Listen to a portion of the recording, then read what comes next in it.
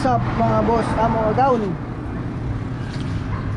For today's video mga boss, magpapalit na tayo ng mags from rimset to mags. So yung rimset ko hindi ko na nakakita, kinuha na ng aking kaswap.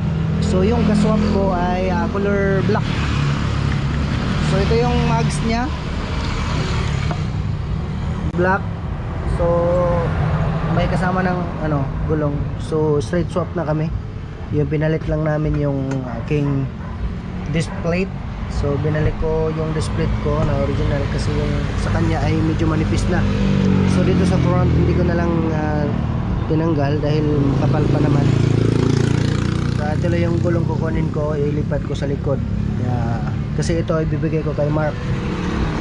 So si Mark nang sa akin, magbabayad yan. Dahil meron akong isang mags na red. So hindi bagay sa blue ni Mark. So ito na lang yung ikakabit ko sa akin.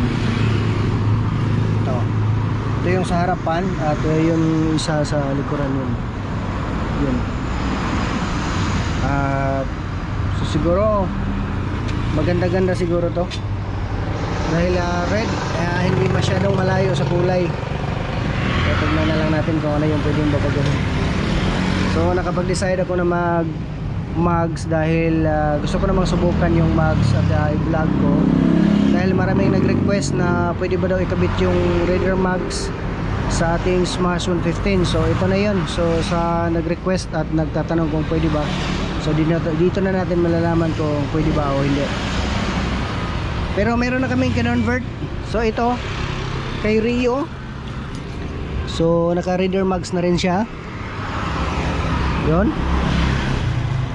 Tapos sa front at nilagyan na rin namin ng speedometer.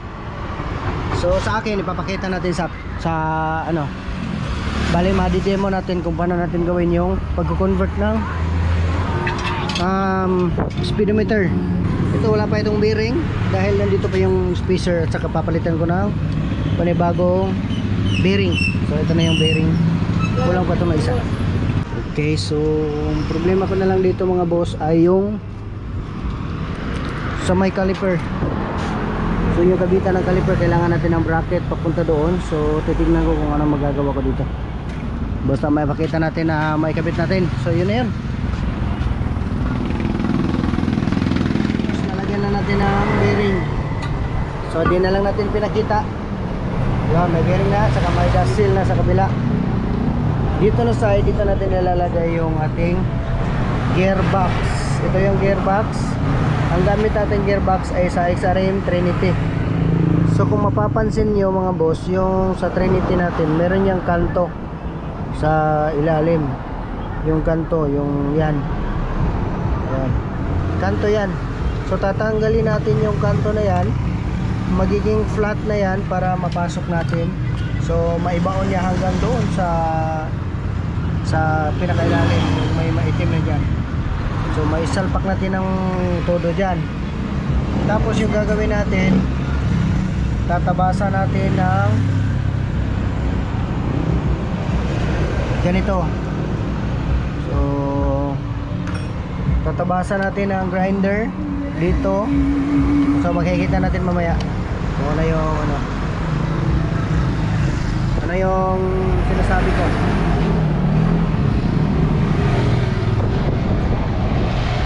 Ito ko na ba rin, no? So takpan lang natin yung bearing para hindi madumihan.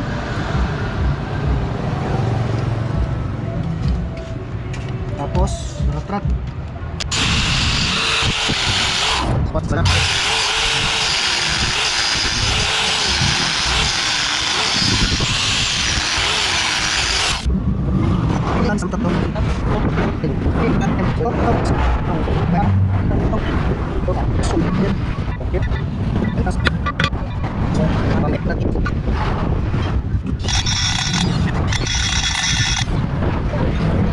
Na naman natin tong isa.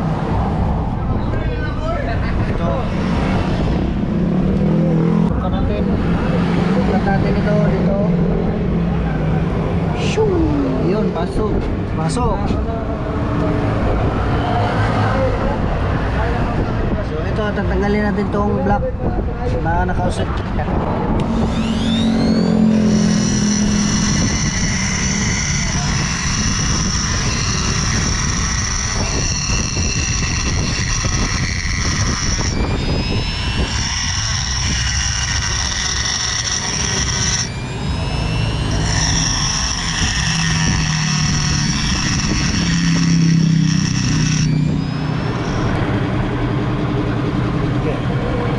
Ito na siya mga boss, pasok na. So kailangan lang natin na itong dulo na to ay tumapat dito. So kailangan pa nating putulan itong gilid na to para umabot siya dito, para naman ay hindi matigas ikutin or para hindi masira itong ating gearbox na ikakabit. So putulan ko muna dito. Siguro may mga 5mm yung putol.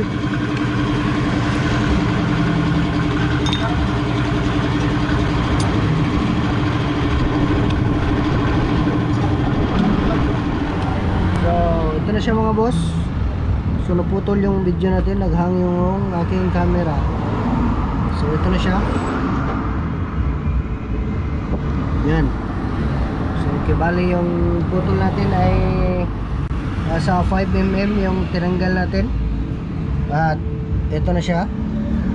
So isi-swap natin.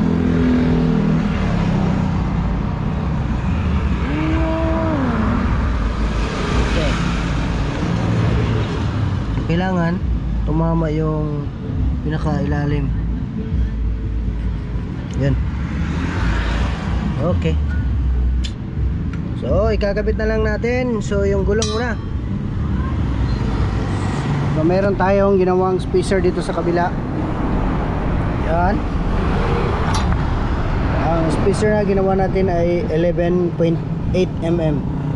So sakto-sakto lang doon sa dito sa side na to. Tapos na tayong gumawa ng spacer. So dito naman tayo sa gulong. So ikakabit natin ay 60-80 by 17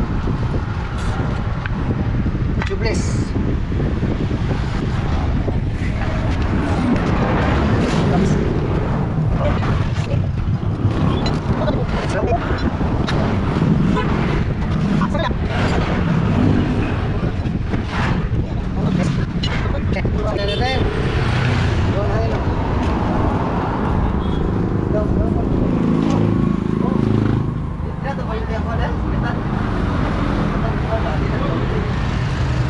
Wala pa ito na kawiling ha? Wala pa na matanaw? Iyon sa hangin. Magkuhan tayo ng hangin kasi sira na ito.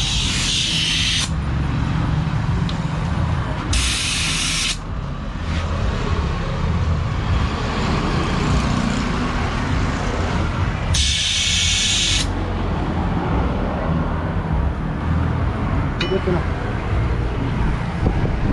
Ayan. Ayan na.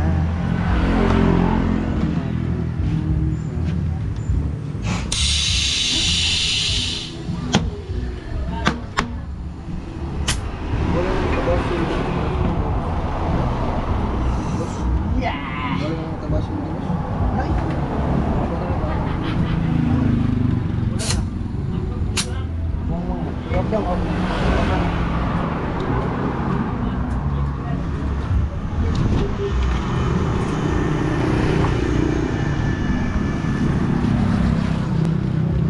60 by 80.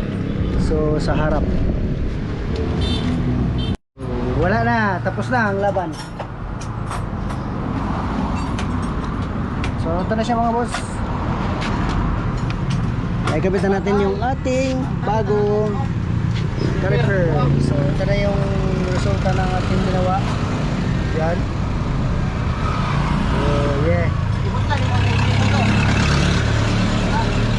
Ginawa lang natin ang bracket. Okay na. Kunting linis na lang. At yung speedometer cable natin ay ikakabit na lang. So makikita natin mamaya. So ikutin natin para makita nyo na gumagana kakabit muna natin yung likuran. Adjuster ko sa kuan.